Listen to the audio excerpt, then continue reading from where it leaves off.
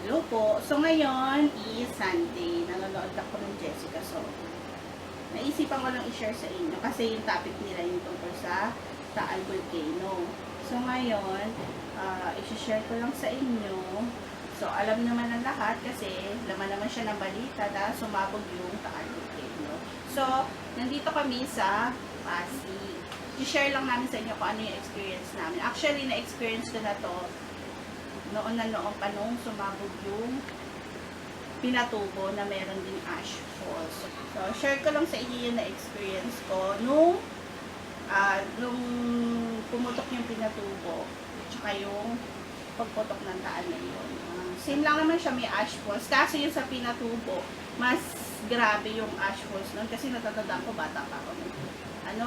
Grabe talaga yung ng buhangin. Ngayon kasi, pag tinignan mo lang, parang may mga particles na makikita mo na bumabagsak. Hindi siya gaanong So, ngayon, papakita namin sa inyo yung mga ash falls na bumabagsak dito sa amin.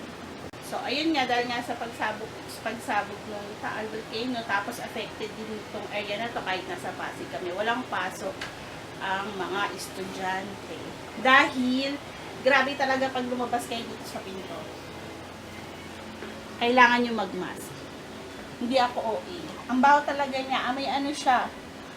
Yung alam niyo yung fireworks. Baho niya talaga, promise. Pero yung tingnan niyo yung bubong ng kapitbahay namin. Kita ba? May mga namuuna dyan. Ayan o. Diba kita?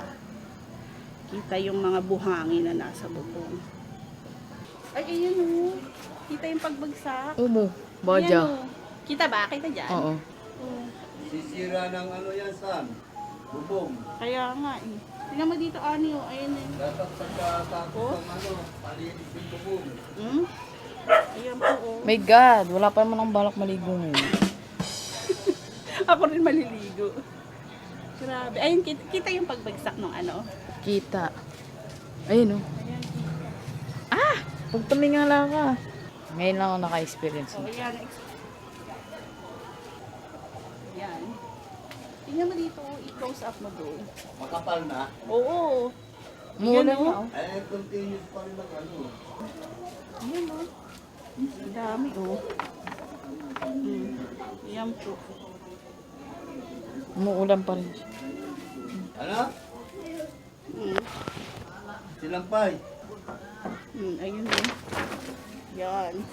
So, pasok na tayo sabay kasi delikado. Yan.